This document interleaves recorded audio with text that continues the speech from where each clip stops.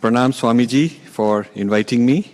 It's always an honor and a privilege when you invite me to the Washington, D.C. area of the Chinmaya Mission centers. We are on Facebook Live, so also greetings to all the Facebook people who are live. I have been visiting the Chinmaya Mission in the DC area for many, many years and always have fond memories. This time, we decided that before I come, the different leaders here will compile a list of questions, and I should address these questions, which I think is very interesting way to have an event. So they have come up with a list of 12 questions, which are very interesting, very useful questions. And I organize them into 4 categories. So I will take them one by one. And when we are done, if there's time left, we'll take more questions. So that's how we'll do it. Now the first one is a very important question. It happens to be the first one on your list, but I think it's probably the most important question I have been asked many, many times. The question basically has to do with an apparent contradiction or apparent dichotomy that on the one hand, the person says, I have Hindu pride, which is something external, and at the same time, I'm encouraged to have self-awareness, which is internal. We are told we need to focus on the self, and much of that results in our own internal process. And at the same time, we have an outward pride and outward journey. How do we reconcile the two? Now, what this question refers to is a common misunderstanding a lot of people have in Vedanta, that we're being asked to run away from the world, we're being asked to abandon our responsibilities, because it's mithya, it's maya, so why should it matter? And at the same time, we are told we have to prepare the prasad properly, we have to keep the place clean, we have to do our responsibilities, which are all external things. The mics should work, all the little details to be a good citizen. The Pledge of Allegiance, which was recited by all of you at the beginning of this program, also talks about our responsibilities within and without, outside also, and towards the nation, towards society. So how do you reconcile if the whole process is inside, neti, and it's all mithya and maya anyway, and we are going towards ultimate samadhi, which is a state of where all the form, nam, roop goes away, then why do we bother with all this? Now this question is a very important question because it gives you the answer, the inquiry into this gives you an insight into the relationship of that which is the ultimate and that which is the relative, that which is the absolute and that which is the provisional, the mithya, the transitory. And if you negate one or the other, you do not have a complete understanding. To begin with, I will tell you, if you look at the lives of all the great exemplars, Swami Chinmaya, he, being an enlightened master, spent so much of his life teaching worldly things, making things happen, setting up centers, arguing and debating for our tradition in the United Nations, before media, before all sorts of people. He didn't say that it's all mithya maya, so I run away. I am not interested in all that. He was really interested in all that.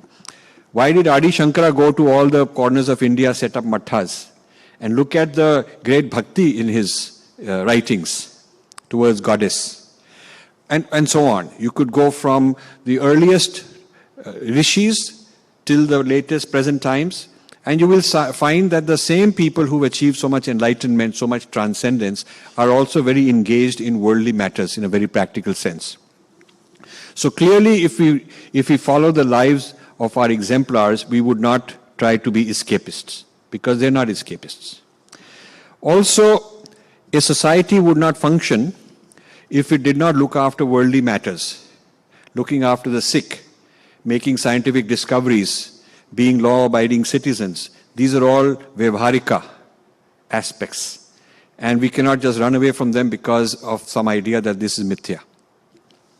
Now the question comes, if our philosophy says this is all transitory and it is unimportant, it's mithya, maya, then why are we doing all this?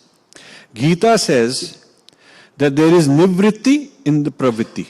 So the outwardly actions from purity, from a sattvic point of view, inside there is non-doership, but that doesn't mean outside the doing stops. So there is action in spite of there not being the sense of I am the ego taking credit for this action. So the two are reconciled in that way. But let's look at this issue a little more, and I have a couple of points I want to discuss on how to reconcile this, because if we can get both these aspects together, we can be exceedingly successful as a society. Right now, some of the people are involved in purely outwardly Vyavharika, social, political, economic kind of activities, and they've forgotten the inner realm, they've forgotten the absolute. And so that makes them kind of like a materialistic, secularist type of people. And at the other extreme, there are people who may have abandoned all these responsibilities or looking for an escape route from these responsibilities. They can always say, but I am inside, I'm looking at my own process, and I'm in the Adhyatma, and I don't worry about these things. It's a cop-out. So, to reconcile this, if you look at the journey of the ego, which in most cases starts unhealthy, bad habits, lot of kleshas, lot of things that need to be cleaned up. The journey has to first go through a cleansing and improvement of the ego, making it healed, making it a healthy, positive ego, before you can take it further and transcend it. If you take an unhealthy ego, let's say a person is an addict, suppose he has some kind of addiction, and you tell him, just surrender, immediately surrender. He will surrender, and in the vacuum, what will be filled will be all these desires to go and have a drink, to have a smoke, or whatever his addictions are. If a person is suffering from a lot of anger, and he doesn't cure that first, he doesn't heal that first, he just surrenders as an angry person, then the anger will come in. So the ego has to be first improved. First you have to work on the ego and improve it. That is why there is so much process. The yam, the niyam in yoga takes you through that process. The bhakti takes you through that process. The karma yoga takes you through that process. So all these create a better, healthier, stronger ego, which is then ready and fit for surrender. To surrender prematurely is a bad idea, because if you surrender prematurely, you're playing this game that you don't have to worry about your problems because you've surrendered them. But actually those problems will chase you, they will haunt you, they will follow you. They will not go away just because you've run away from those. So you have to complete your responsibilities. You have to complete make the ego a healthy, positive ego, heal it from all its afflictions, and then it is fit to go the next step. In the case of human development, child psychology, they say the child ego, which is pre-rational, it is not able to sort things out, gradually evolves and becomes a mature adult rational ego. Then, while the materialist psychology stops there, our psychology says that this adult mature ego is now ready to evolve further into a trans-rational, para-rational, beyond rational state. Now, the question is, when you evolve towards a beyond rational state, what exactly does it mean? What is the relationship of such an enlightened person with ordinary mundane things? Does he forget how to tie his shoelaces? If he were driving a car, does he forget how to drive a car? Does he forget his basic responsibilities towards certain people? Does he really forget that? Is our tradition asking us to become dysfunctional In other words, is our tradition asking us to transcend in a way that we will not even be able to function as ordinary human beings? That would be quite a bad tradition if that were the case. But I submit to you that that is not the case. And this is a common misconception we have, that evolving further beyond the rational adult mind state, it takes us to a place where we don't have mental faculties. We've lost the mental faculties. Once I was in a satsang of another group not related to this, in which a lot of people said that we are asked to give up the mind. So why are you thinking? Stop thinking, give up the mind. So a lot of people have taken it to the extreme that, actually, and we are told, I fully subscribe to this, that at a certain stage the mind has to be dropped. But at a certain stage, the mind is needed to take us to a certain stage. The self-discipline and a correct sense of ego and responsibility are needed to take us to that stage. Only then you can drop it. If it was simply a matter of forgetting your mind, then you could do some brain surgery, get rid of your faculties of thinking, and then you would be considered enlightened, if it were like that. You would get an FDA-approved brain surgery to be enlightening people. And then enlightenment would simply be a matter of getting rid of their thinking faculty and saying, okay, you can't think, so you're enlightened. Obviously, that's ridiculous. Obviously, enlightenment is not losing your mental faculties, but being able to go beyond your mental faculties. So you still have the faculty to think, you still have logic, you still have common sense, you still function, you could function whenever you are required to. But you are not limited by that. Your faculties go beyond the rational, but they still include the rational as a subset. So this is an important point that I wanted to make here. Because the common dilemma that I'm asked a lot has to do with this very issue. If I'm following Gyan Marg, if I'm following Advaita Vedanta, I am not supposed to get involved in practical things. That's a mistake. Yeah. The idea is not that. Idea is not becoming irresponsible, but instead cleaning up your act, becoming more responsible, but doing it with Shraddha and doing it with surrender of the results, surrender of the ego's cravings, but not the action itself. This is also the teaching of the Gita. So I've tried to answer the very first question, which is that there is this apparent conflict between the path of going within and evolving ourselves versus, outward responsibilities and things of that kind. So I hope that is clear, and we can come back and take further questions later if that is not. Then another question is, could you elaborate on evolution? The evolution we know about is evolution from lower life forms. But our teachers also tell us about involution. How do we reconcile between involution and evolution? How does the integral one manifest as the multiplicity? And how do I reconcile with the fact that there is much violence in the world? Are we really all one? Now, this is a very interesting point. If you want to read up on involution and evolution, a very good starting point is Swami Vivekanand. If you take his complete works, there is a beautiful index at the end of each volume, and you just look under involution. It's referred to dozens of times in his works. And then the person who takes it even further is Sri Aurobindo. He takes this idea of involution and evolution further. And basically what he's saying is that when the divine manifests as Nam Roop, manifests as matter, the matter didn't come out of nothing, it is Brahm manifesting as the world, that is involution. Involution meaning the divinity involved, involuted as you, as part of you, the divinity within. That is the involution. And then the evolution is this jiva, this creature, with the divinity involuted, now has to evolve. So there is an evolution from the tiny bacteria, ant, whatever. There's an evolution going on, but there is an involution of divinity already inside. Now the difference between this and the Western theory of evolution is that they do not have involution. They only have evolution. So the starting point is just some molecules that accidentally came together, created life, became life, and then accidentally through various means that are going on becoming more sophisticated and more smart. So evolution is happening as a machine. The whole cosmos is a machine that's sort of somehow going on evolving, because they rejected the idea of consciousness inside, or divinity within, rejected that idea. So Swami Vivekanand was at a time when the theory of evolution was very big. Darwin had just come up with this theory of evolution, and it broke the intellectuals into religion and science.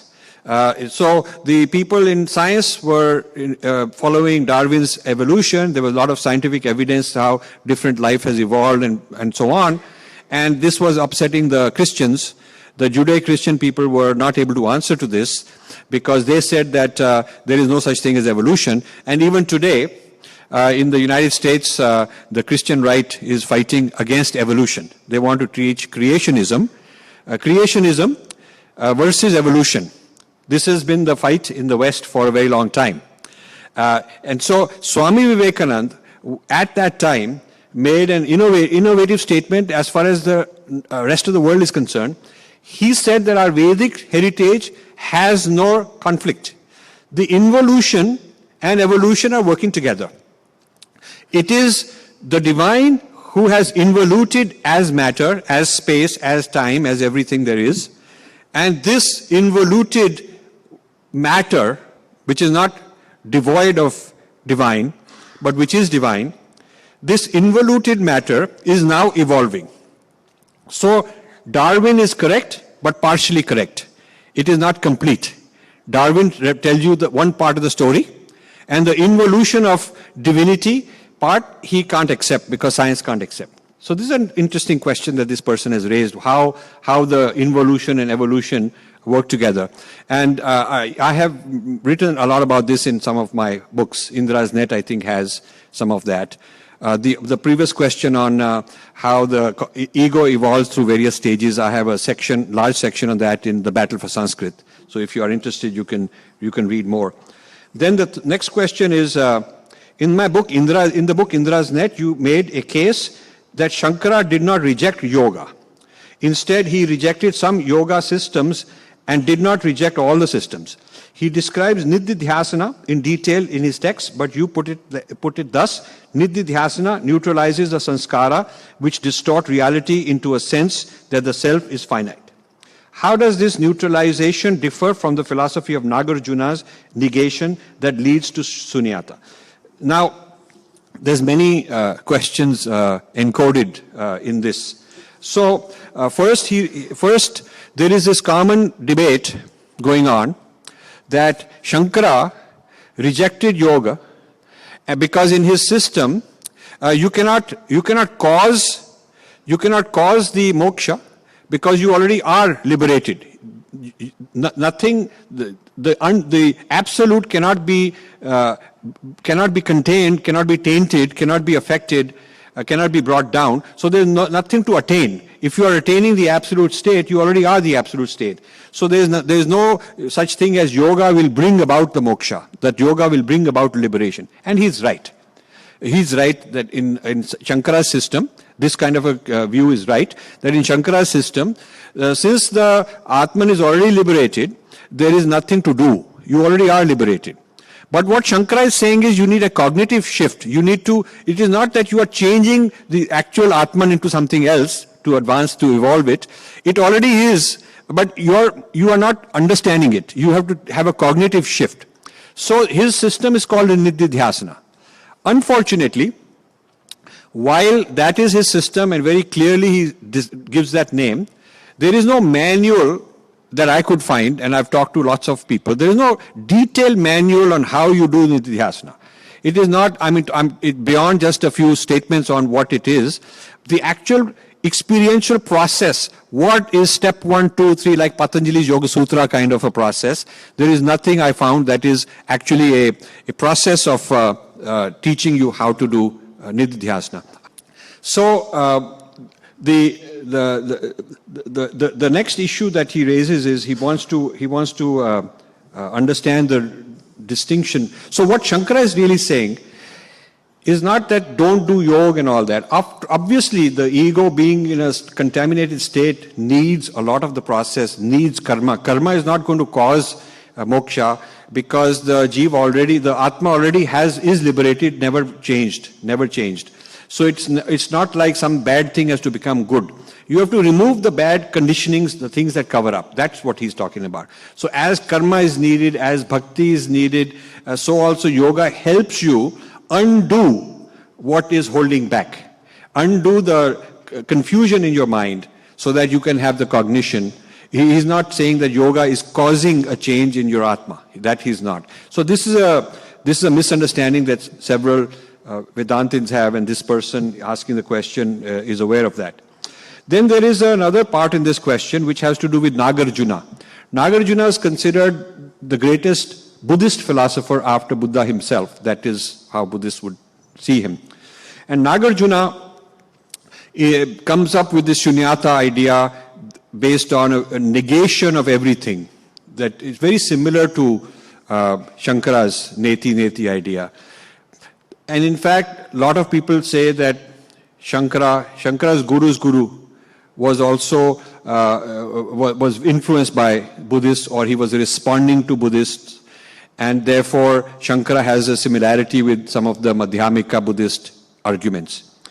Now, I don't want to get into whether there was influence or independently done or whatever. We do know that Shankara was debating the Buddhists in a very serious way, and Buddhists were learning from the Vedantins. Vedantins were picking up ideas from the Buddhists. They were doing a lot of that. What Shankara has, in my opinion, is a system which takes the shunyata, the sunya quality, the emptiness of Buddhism, and puts it on a Vedic foundation. So rather than something which kind of bypasses the Vedas, which the Buddhists seem to be doing, the approach that Shankara does is take the Upanishads from the Upanishad part of the Veda and use them to derive a conclusion towards the moksha, very similar in many ways to Nirvana, which Buddha has. So I would consider Nirvana and Nirvana and moksha to have many similarities. You have to change the ego, you have to get rid of things, you have to do all kind of practices, and what you get into is an ultimate state which doesn't have limitations of Nam Rup. Now, the way these two systems are explaining the ultimate state is different. The Shunya idea is focusing on absence of Nam, Rup and form, very similar to moksha also. But in the Vedic system, there is also a positive, there is also Leela, there is also joy, there is also Anand. So there is the fullness of Anand. It is not just emptiness of something, but also fullness of something else. Satchitanand. So there is a fullness of the positive view of Satchitanand. So in the Buddhist system, it is not a positive thing like Satchitanand or tattva like that. They are negating all tattvas. So, but ultimately, my own feeling is that quibbling over this difference is not a very useful thing for us, because we are so far from achieving it anyway, most of us. We ought to get there first, and then we'll see what it is. We'll find out for ourselves what it is. So I would, but I think this kind of inquiry of Shankara versus Nagarjuna is a very interesting inquiry. I don't conclude as two opposing, mutually exclusive systems like many people do. I think these two systems have a lot in parallel, and when they get to that ultimate state, they're describing it differently. And it could be they're describing it differently because the type of people they were teaching to had different problems to be solved. So when you are talking to somebody who's full of all kind of things you want to get rid of, then there's a negative approach to give up all those things. When you're talking to people who are kind of giving up on things and, too much withdrawn and so on, then you want to give them something positive to look forward to. So it could be as simple as that. The next, so these are three questions that I've talked about, which are, I would say, metaphysical kind of questions.